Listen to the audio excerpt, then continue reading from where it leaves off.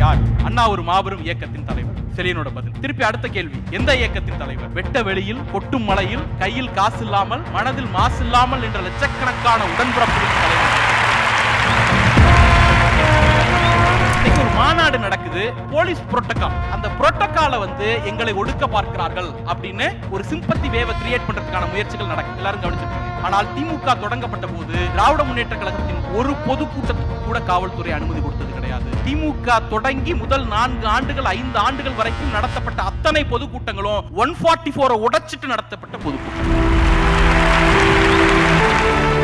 காஷ்மீர்ல ஒரு பிரச்சனைனாலும் தமிழ்நாட்டில இருந்தா கருத்து சொல்றோம். யூஜிசில ஒரு பிரச்சனைனாலும் தமிழ்நாட்டில இருந்தா கருத்து சொல்றோம். யூசிசில ஒரு பிரச்சனைனாலும் அண்ணன் ராசா அவர்கள் தான் போய் எங்க கருத்து சொல்றாங்க. மணிப்பூர்ல கலவரம்னாலும் தமிழ்நாடு தான் அதிகம் கவலை கொடுக்கும். டைட்டில படிச்சிய வெண்ணே உள்ள இருக்கிற செய்தியை படிச்சியா கேட்கணும்ல. டைட்டில மட்டும் பார்த்துட்டு படத்துக்குள்ள வராங்கல்ல. இப்படிதான் கலைஞர் பல பேர் ஏமாந்தான். பராசக்திங்கிற டைட்டில பார்த்து உள்ள வந்துட்டான். உள்ள கும்மா குத்து குத்துறாரு. திராவிட முன்னேற்ற கழகத்தை வரலாறு முழுக்க உண்மையை சொல்லி எந்த கொம்பனும் வீழ்த்தியது கிடையாது. திராவிட முன்னேற்ற கழகத்தை வீழ்த்துவதற்கு எதிரிகள் பயன்படுத்திய அத்தனையும் போய் அவதூறு கட்டுக்கதைகள்.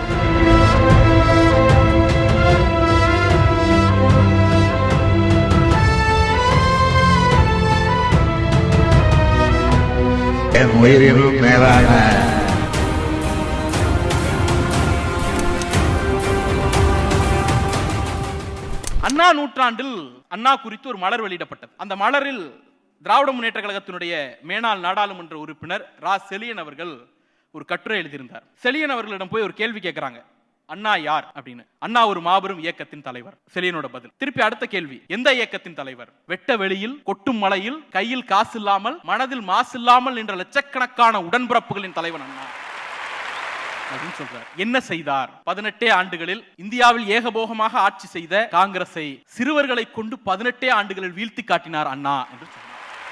நீங்க எல்லாரும் படிச்சிருப்பீங்க பள்ளிக்கூடத்துல, கோலியாத்து என்கிற ஒரு மாபெரும் அரக்கனை தாவீது என்கிற ஒரு சிறுவன் வீழ்த்திய கதையை. எல்லாம் கோலியாத்து வந்தா எல்லாம் நடுங்கும். ஊர் நடுங்கும், மலை நடுங்கும், கடல் நடுங்கும், எல்லாம் நடுங்கும். ஆனால் ஒரு சின்னஞ்சிறு சிறுவன் தாவீது என்கிற சிறுவன் கோலியாத்து முன்னால் போய் நிற்கிறான். ஒரே அடி கோலியாத்து வீழ்கிறார். வரலாற்றில் அது நடந்துதா நடக்காததா நமக்கு தெரியாது. ஆனால் தமிழ்நாட்டில் அந்த வரலாறு நடந்தது. எதிரிலே நின்ற பார்ப்பனிய சக்திகளை, கோலியாத் அளவிற்கு உயரமாக நின்ற அந்த பிரம்மாண்ட பார்ப்பனிய சக்திகளை தாவீது என்கிற சிறுவனாக நின்று கொண்டு அண்ணா வீழ்த்தி காட்டினார். தாவீது எதை கொண்டு கோலியாத்தை வீழ்த்தினார்? கவன்கல் இல்லையா?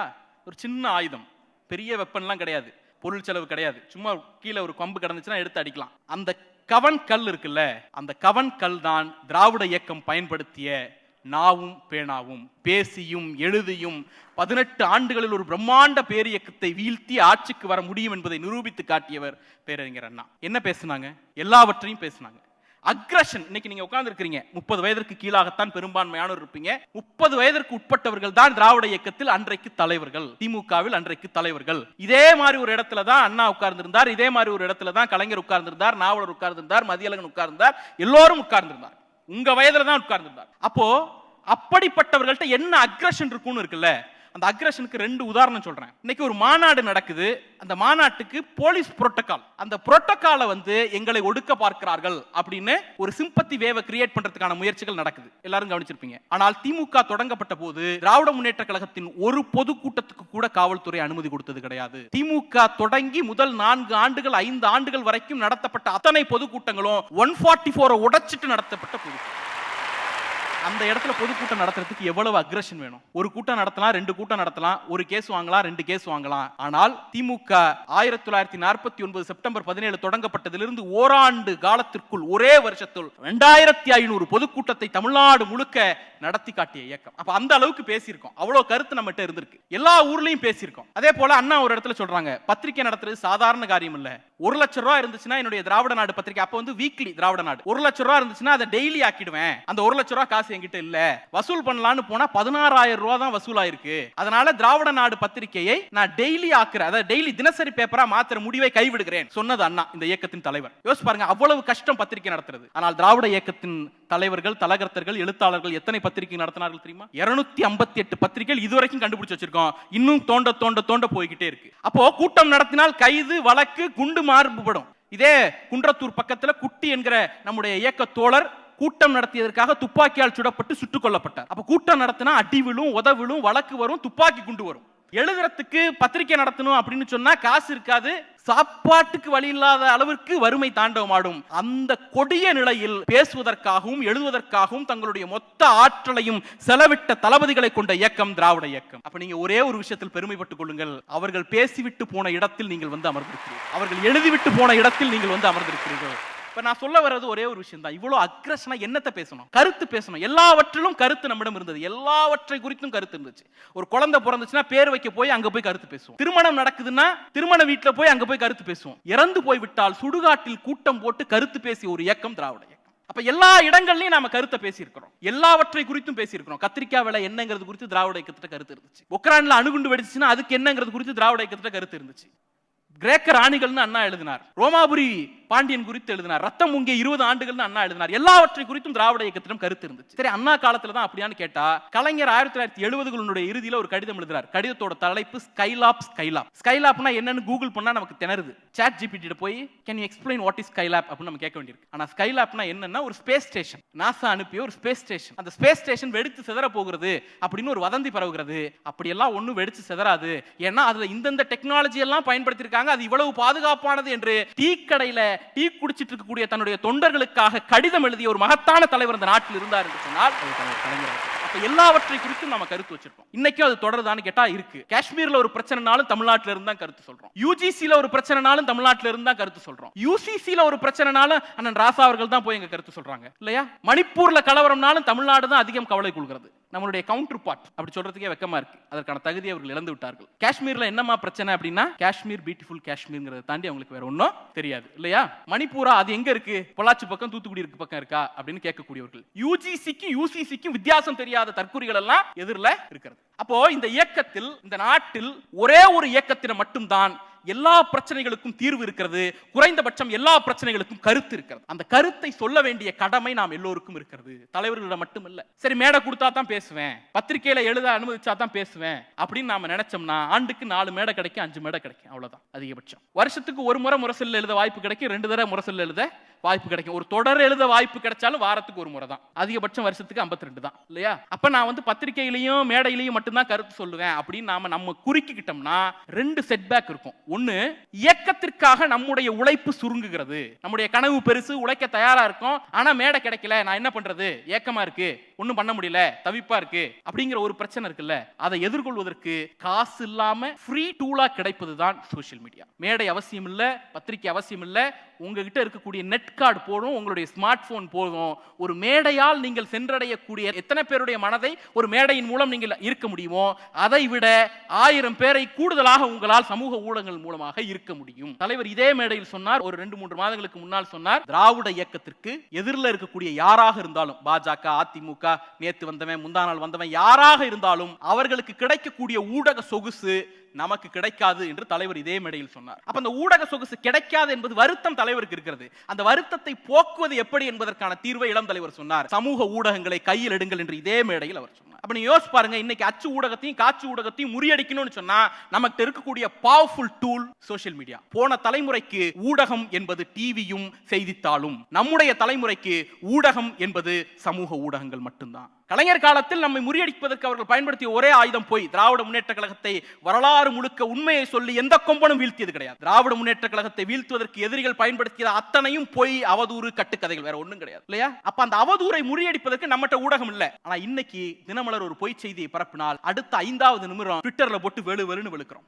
அண்ணாமலை ஒரு பொய் செய்தியை பரப்புனா அடுத்த 2வது நிமிடம் உன் நாட்டுல குஜராத்ல என்ன நடந்துச்சு, மத்திய பிரதேசல என்ன நடந்துச்சு, 3 தலைமுறைக்கு முன்னால உள்ளதெல்லாம் தோண்டி எடுத்து பேசுறோம். அவருக்கு வெக்கம் இல்ல, அதனால அவர் அதை கண்டுக்க மாட்டாரு. ஆனா பார்க்கக்கூடிய மக்களுக்கு புத்தி இருக்குல்ல, இவன் பொய் புழுவி அப்படிங்கிற அந்த சென்ஸ் இருக்குல்ல, அது மக்களுக்கு வரும். அப்ப அதனால தான் சொல்லுகிறேன், சமூக ஊடகங்கள் என்பது மரபான ஊடகங்களை ரீப்ளேஸ் பண்ண தொடங்கிடுச்சு. அமித்ஷா ஒரு ஸ்டேட்மெண்ட் சொல்றாரு. என்ன சொல்றாருன்னா, ஒரு செய்தி உண்மையோ பொய்யோ இன்னைக்கு நைட் நாங்க நினைச்சோம்னா நாளைக்கு காலைல இந்தியா முழுக்க அதை வைரலாக்க முடியும் அப்படிங்கிறாரு. உத்தரப்பிரதேசல அவங்களுடைய ஸ்ட்ராட்டஜியே என்னன்னா, நம்ம வாட்ஸ்அப் வந்து குட் மார்னிங் குட் நைட் சொல்றதுக்கு யூஸ் பண்றோம். அவங்க அரசியல் ஆட்சி மாற்றத்தை நிகழ்த்துறதுக்கு யூஸ் பண்ணாங்க. எப்படின்னா 2 சேனல், ஒரு சேனல்ல 15 லட்சம் பேர், இன்னொரு சேனல்ல 17 லட்சம் பேர். காலையில 8:30 மணிக்கு 8 மணிக்கு ஒரு செய்தி போகும், நோ த ட்ரூத், உண்மையை அறியுங்கள் அப்படின்னுட்டு. சங்கி என்னைக்காவது உண்மையை பேசிருப்பானா? வாய்ப்பே இல்ல. சோறு தண்ணி இல்லாம கூட இருந்துருவான், பொய் இல்லாம அவனால வாழவே முடியாது. அப்ப அவன் உண்மையை அறிவிகள்னு அனுப்புனா திமுக காரர்கள், அறிவு விழிப்புணர்வு உள்ளவர்கள் அந்த சங்கி மாமா சொன்னா அது பொய் தான் தெரிஞ்சிடும். பாமர மக்களுக்கு உண்மை போலவே சொல்றது இருக்குல்ல, அந்த உண்மை போலவே சொல்றத மக்கள் நம்ப தொடங்கினார்கள். உத்தரப்பிரதேசத்தில் அவர்களுடைய வாக்கு வங்கி ஏற தொடங்கி. நமக்கு எதிரான நரேட்டிவ்ஸ், ஆன்டி நரேட்டிவ்ஸ் எப்படி எல்லாம் கன்ஸ்ட்ரக்ட் பண்ணுது அப்படிங்கிறதுக்கு ஒரு 4 உதாரணம் மட்டும் பார்க்கிறேன். ஃபர்ஸ்ட், இது பத்திரிகை என்ன பத்திரிகைன்னு உங்களுக்கு தெரியும். ஒரு உத்தரப்பிரதேசத்தில் ரயில் ஒன்று கவுருது, சில பேர் இறந்து போயிடுறாங்க, வருத்தத்துக்குரிய செய்தி. அதை வந்து தினமலர் எப்படி டாக் பண்றாங்கன்னு பாருங்க. ரயில் தடம் புரண்டு விபத்து. என்னது விபத்து? இது வந்து தப்பு இல்லையே, நியாயம் தானே?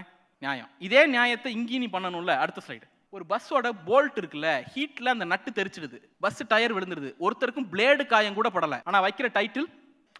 இப்ப நான் இந்த இடத்துக்கு தான் வரேன். கலைஞர் காலத்துல இப்படி ஒரு அவதூறு பரப்பப்படுகிறது அப்படின்னு சொன்னா முறியடிக்கிறதுக்கான டூல் நம்மகிட்ட இல்ல. இன்னைக்கு ரொம்ப சிம்பிள். உங்க எல்லார்கிட்டயும் பிக்சார்ட் கையில இருக்கு, உங்க எல்லார்கிட்டயும் கொலாஜ் மேக்கர் இருக்கு. ஆப் கூட டவுன்லோட் பண்ண வேண்டாம், ஆன்லைன்ல போயிட்டு கொலாஜ் மேக்கர் அப்படின்னு டைப் பண்ணீங்கன்னா ஃபீட் பண்ண சொல்லும், 2 போட்டோ ஃபீட் பண்ண சொல்லும். இந்த 2 போட்டோவையும் நீங்க ஃபீட் பண்ணீங்கன்னா அடுத்த நிமிஷம் என்ன ஆகும் தெரியுங்களா? ரெண்டும் கொலாஜ் ஆயிடும். கொலாஜ் ஆன உடனே நீங்க ஒண்ணும் பண்ண வேண்டாம், ட்விட்டருக்கு போய் தினமலரை டாக் பண்ணி வெக்கமா இல்லையா அப்படின்னு நீங்க கேட்கணும். அவனுக்கு நிச்சயமா வெக்கம் இருக்காது, ஆனால் பார்க்கக்கூடிய மக்களுக்கு புத்தி வரும்ல. இவங்க ஒரு சைட் லைன் எடுக்கிறாங்க, இது வந்து ஒரு ஆரிய பத்திரிகை தான், இது திமுகவை எதிர்ப்பதற்காகவே தன்னுடைய வாழ்நாளை செலவிடக்கூடிய பத்திரிகை. தலைவர் தான் ஒரு இடத்துல சொன்னாங்க, இனப்பகை எங்களுக்கு அவங்களுக்கு 2000 ஆண்டு கால இனப்பகை இருக்கு, அந்த பகை தான் இந்த டைட்டிலா மாறுது. இதை நம்மளால இன்னைக்கு முறியடிக்க முடியும். கலைஞர் காலத்தில் முறியடிக்கிறது நம்மகிட்ட டூல் இல்ல. இன்னைக்கு நம்மகிட்ட ஒரு கொலாஜ் மேக்கரும் ட்விட்டர்ல ஒரு செகண்ட் இருந்தா போதும், ஈஸியா பஸ் பண்ணிடலாம். இந்த முனையில அண்ணன் கிரியப்பா ரோட்ல ஒரு டீ கடை இருக்கும். அந்த டீ கடையில போய் அண்ணன் சட்டம் ஒழுங்கு நல்லா இருக்கான்னு கேட்டா என்ன சொல்லுவாரு? ஒன்னு சந்தேகப்படுவாரு, இல்லன்னா ஏதாவது தலையை சொறிவார் இல்லையா? அவருக்கு சட்டம்னால என்னன்னு தெரியாது, ஒழுங்குனால என்னன்னு தெரியாது. ஆனா சட்டம் ஒழுங்கு நல்லா இல்லங்கிற இம்ப்ரெஷன் மட்டும் அவர் மண்டையில இருக்கு. இது எங்க இருந்து உருவாகுது? உங்க ஊர்லயோ உங்க தெருவுலயோ அதிமுக காரர்களோ பிஜேபி காரர்களோ பொதுக்கூட்டம் போட்டு தெருமுனை கூட்டம் போட்டு திண்ணை பிரச்சாரம் பண்ணி சட்டம் ஒழுங்கு சரியில்லைன்னு சொன்னாங்களா? இல்ல. அப்புறம் எப்படி சட்டம் ஒழுங்கு சரியில்லைங்கிற இம்ப்ரெஷன் வருது? சிம்பிள். அந்த ஐடியாவை சமூகத்தில் விதைக்கக்கூடிய இடமாக சமூக ஊடகங்களும் இருக்கிறது. இப்ப நாம அதை எப்படி பஸ் பண்றது? ஒரு சின்ன டேட்டா மைனிங் தான்.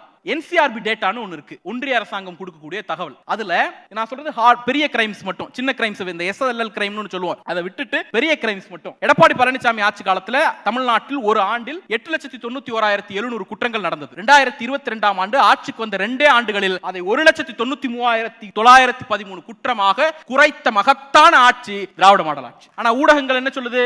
சட்டம் ஒழுங்கு. இதை பஸ் பண்றதுக்கு நமக்கு என்ன தேவை? இந்த ஒரே ஒரு ஸ்லைடு போதும். இதை நீங்க மீமா போடலாம், செய்தியா போடலாம், ரீலா போடலாம். உங்க இன்ஸ்டாகிராம்ல ரீல் போட்டீங்கன்னா ஒரு 1000 பேர் பார்த்தா போறோம்.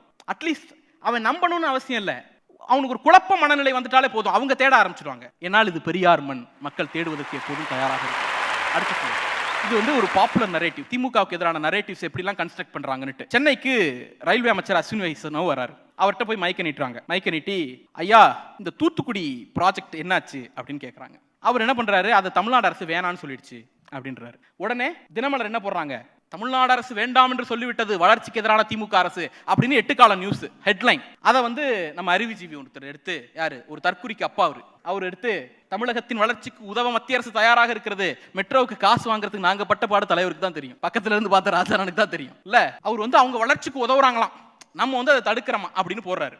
அந்த கோமாளி என்ன, நான் ஏன் கோமாளின்னு சொன்ன கடைசியா சொல்றேன், அர்த்தம் இல்லாம சொல்ல மாட்டோம். திமுக மேடைகளில் அர்த்தம் இல்லாத பேச்சு இருக்கவே இருக்காது. பின்னோக்கி இழுக்கிறது திமுக அரசு, நான் போராட்டம் பண்ண போறேன் அப்படிங்கிறாப்ல. உடனே இவரு, ஐயோ அவன் ஏதோ அறிவிக்கிறான்டா, என்னன்னு பாருங்கடா, அப்புறம் நம்மளை பார்த்து கேள்வி கேட்பானுங்கடா அப்படின்னு இவர் பயந்துகிட்டு இவரும் ஒரு போராட்டத்தை அறிவிக்கிறாரு. ஒரு 5 நாள் கழிச்சு சாவகாசமா தின்னதெல்லாம் செரிச்ச பிறகு வந்து பொங்கல் லீவ்ல அடுத்த ஸ்லைடு அஸ்வினி வைஷ்ணவ் சொல்றாரு. என்ன சொல்றாரு? ஐயா அவன் தூத்துக்குடின்னு சொன்னது என் காதுல தனுஷ்கோடின்னு விழுந்துருச்சு, அதனால தனுஷ்கோடியை தான் அவங்க வேணான்னாங்க. டியூ டு என்விரான்மெண்டல் கண்டிஷன், இயற்கை காரணமாக தனுஷ்கோடி திட்டம் வேண்டாம் என்று சொன்னோமே தவிர தூத்துக்குடி திட்டத்தை வேண்டாம் என்று நாம் சொல்லவே இல்லை. அவர் ஒரு பொய்யை சொல்றார், அந்த உண்மையை 5 நாள் கழிச்சு சொல்றார்.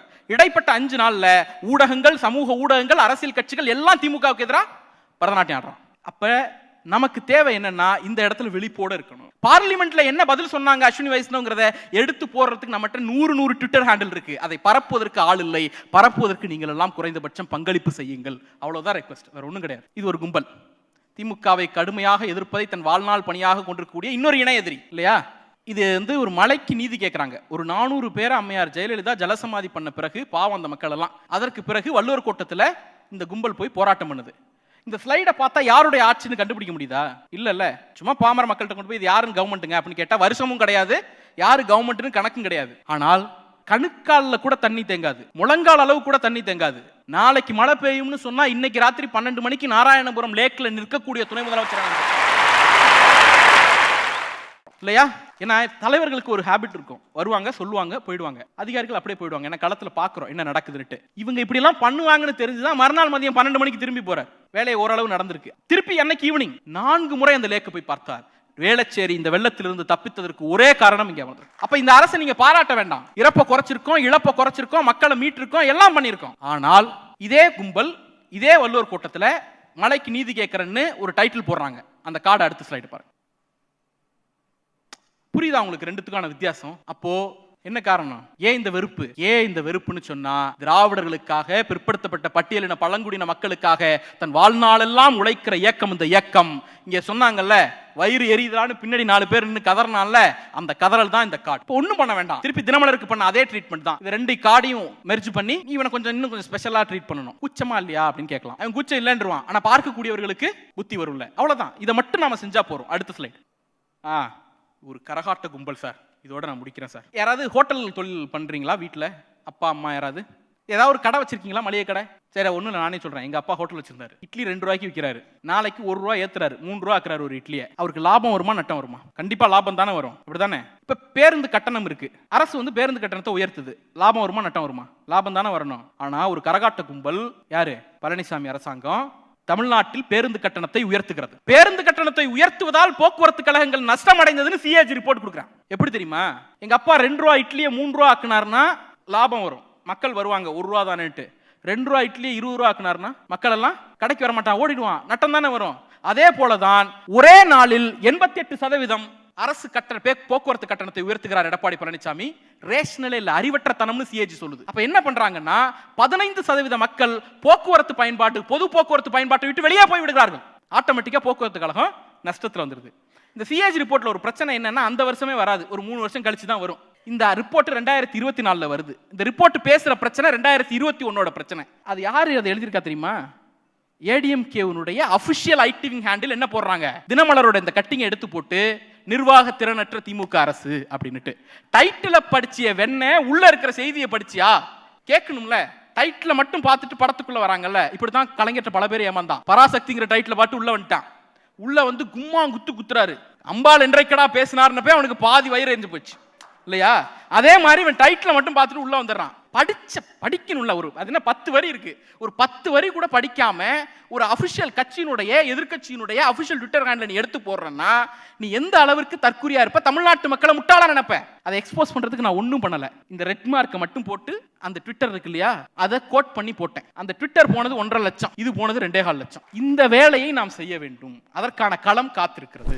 கலைஞர் ட்விட்டருக்கு வந்த போது அவருடைய வயசு என்ன தெரியுமா? 89. அதனுடைய அடையாளமா தான் கலைஞர் 89 வச்சிருக்கோம். அந்த ஐடி இன்னமும் 89 மெயின்டைன் பண்ணப்படுது. 89 வயசு. கலைஞர் கையெழுத்து பத்திரிகை நடத்தினவர். கையெழுத்து பத்திரிகைனா இன்னைக்கு நாம நினைக்கிற மாதிரி பிரிண்ட் போறது கிடையாது. அதாவது நம்ம ஒன்னு எழுதி ஜெராக்ஸ் எடுப்போம் அப்படி கிடையாது. கார்பன் பேப்பர் வச்சு அதுக்கும் கிடையாது. இப்போ நம்ம இவரு ஜெய் ஒரு கையெழுத்து பத்திரிகை நடத்துறாரு அப்படின்னா அவர் இந்த மாதிரி ஒரு நோட் எடுத்துப்பாரு. நோட் எடுத்து என்னெல்லாம் எழுதணுமோ அதெல்லாம் எழுதிடுவாரு. எழுதி முடிச்சிட்டு ஜெய் கொண்டு போய் அடுத்து நம்ம தமிழினியன்ட்ட கொடுப்பாரு. தமிழினியன் கொண்டு மோகனிட்ட கொடுப்பாரு. படிச்சுட்டு அடுத்து திருமேனிட்ட கொடுப்பாங்க. அடுத்து ஒவ்வொருத்தட்டி இப்படி மாத்தி கொடுப்பாங்க. தினேஷ்ட கொடுப்பாங்க. அப்படி ஒவ்வொருத்தட்டி மாத்தி கொடுத்துட்டே இருப்பாங்க. அப்ப ஒரு பத்திரிகை தான், இந்த ஒரு நோட்டு தான் படிச்சுட்டு ரொட்டேட் பண்ணணும். அந்த மாதிரி இயக்கத்தினுடைய அரசியல் கருத்துக்களை பேசிய கலைஞர் சற்றும் சளைக்காமல் காலத்திற்கேற்ற டெக்னாலஜியை அடாப்ட் பண்ணிக்கிட்டு 89 வயசுல ட்விட்டர்ல உட்கார்ந்தார். தமிழ்நாட்டின் அரசியல் தலைவர்களில் முதலில் ட்விட்டருக்கு வந்த ஒரு பெரும் தலைவர் நம்முடைய